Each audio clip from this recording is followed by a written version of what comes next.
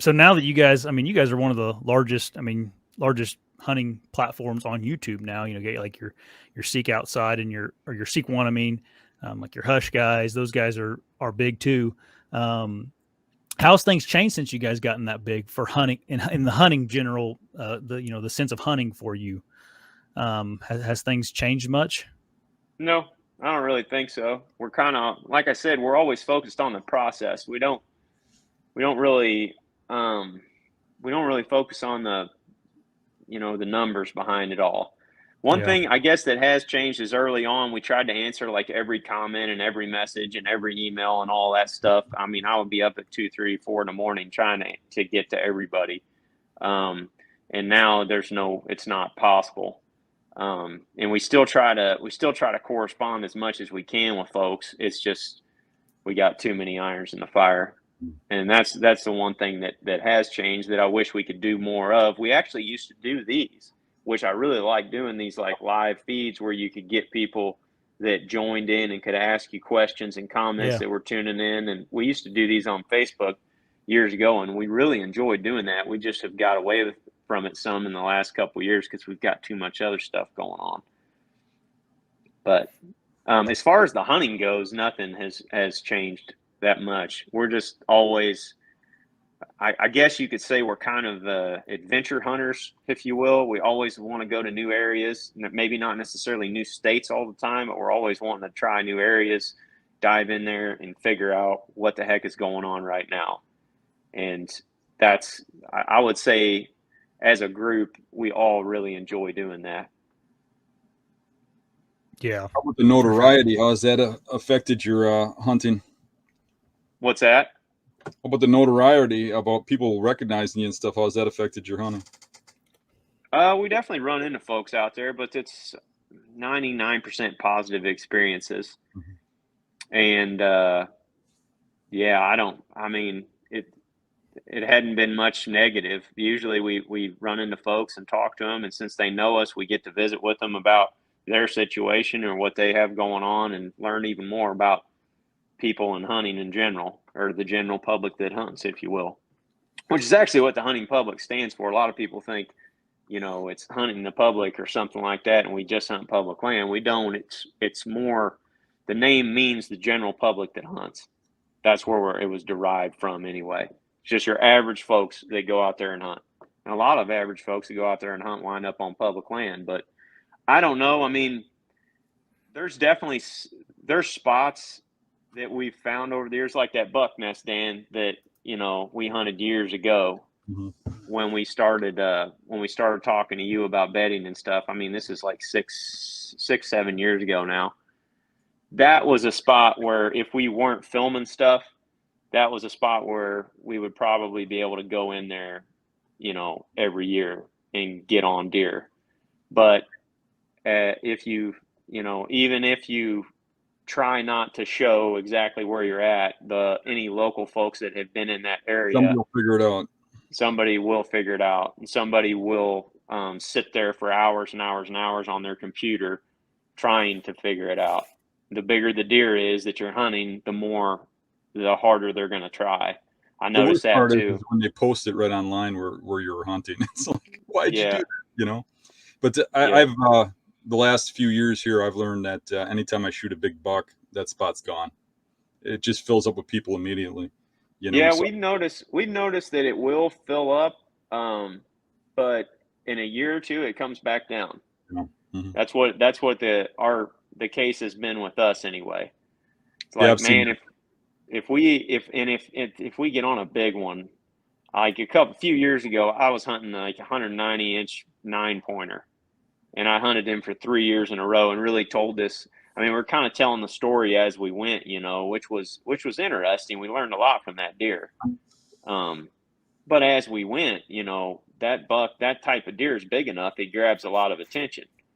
If we were just after a nice mature Pope and Young class buck or whatever, uh, people would be interested in watching, but they're not going to, try to move it. heaven and earth to figure out where we're at. But Right. the few times when we've got on a really, really big one, I mean, we haven't even shown some footage of deer in the past couple years because they're so ridiculously big that we're not even gonna put that out there because people will just lose their freaking minds over it, you know. Yep.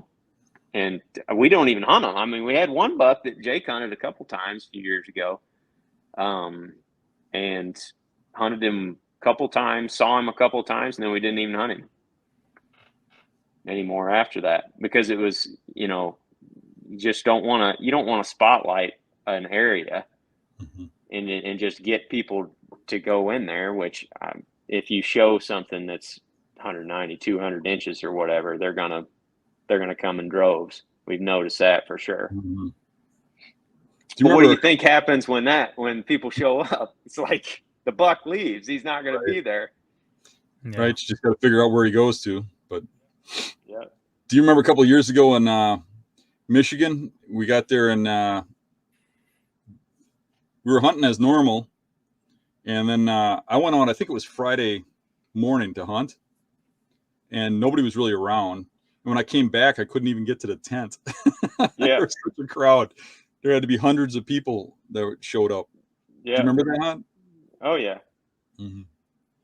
And that usually happens specifically on the public land challenges that we've done over the years, where folks will figure out where we're camped and come out and visit or whatever. And we're all for that. I mean, we love talking to people, but I think people are a little bit surprised when they get there and they see us just, you know, we're not just standing around a campfire drinking beer every night. As soon as we get back, I mean, you know how it is, Dan, because you've been at all of them. As soon as you get back, you go in the camper or the tent or wherever, you start capturing footage, you start charging batteries, you start packing gear for the next day, you start packing your food for the next day. You know, you've got to get a decent amount of rest. Otherwise, you're mentally going to be screwed for the rest of the trip. Yeah, it's an insane amount of work. In some of those spots, I mean, a few years ago, we were driving 2.5 hours from camp. So you get back at 9:30, 10 o'clock at night, and you're going to get about 3 or 4 hours of sleep to get in the truck and drive all the way back up there. Plus, you've got to capture all that footage and charge those batteries and pack your food and do all that I said. And you got people that are around that want to visit. Yeah, I mean, we try to do as much of that as we can, but it kind of brings it back to the efficiency part I was talking about earlier. Is, you know, we're on a short hunt just for a few days, and then I got to get home. You know, I got family and obligations back here that I got to get to. Not to mention that there's a ton of work that goes in behind the scenes running a business and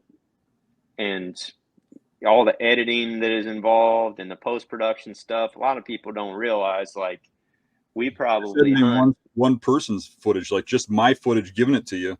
Yeah, that's keeping somebody busy for 3 or 4 hours a day at least. Just mine. Oh yeah. Multiply that by everybody, and it's insane. Oh, the public land challenge, we usually have 2 guys in the camper editing 10 to 13 hours a day. You know, and sometimes that's me, sometimes that's Greg, whoever's available and whoever's not hunting. It's just constantly editing. Like, we probably spend 40% of our time hunting and 60% of our time editing.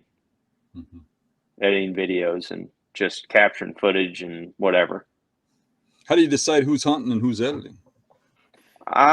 We just try to spread it out.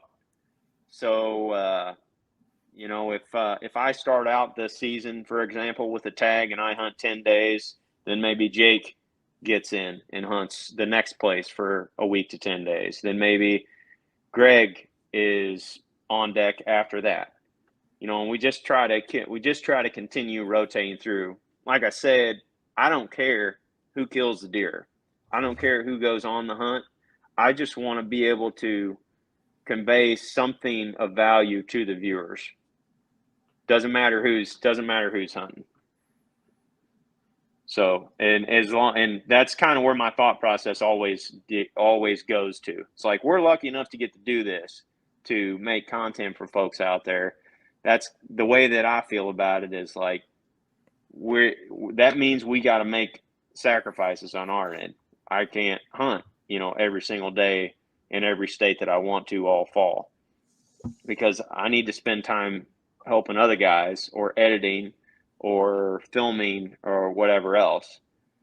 so that we can, basically involve everybody within the group. And I think that's another reason. I don't know, you'd have to ask our guys that, but I feel like everybody within our group understands each other real well, and we know that we're going to be fair to each other. So we don't have very many selfish guys in our group. They're all, about that mission. It's like, what do we need to do to create value for the viewers today? And what's the best way to do that? And yeah, that's kind of how we break it down. Yeah, usually on those public land challenges, there's only one of us that gets the tag. The rest of us are working or editing or rotating in and out filming. It's super impressive. Yeah, it's super impressive what you guys have done the last 5 years. I mean, just to have a group of men that have their egos in check enough to be able to take those positions. It's cool, man. Thanks. And,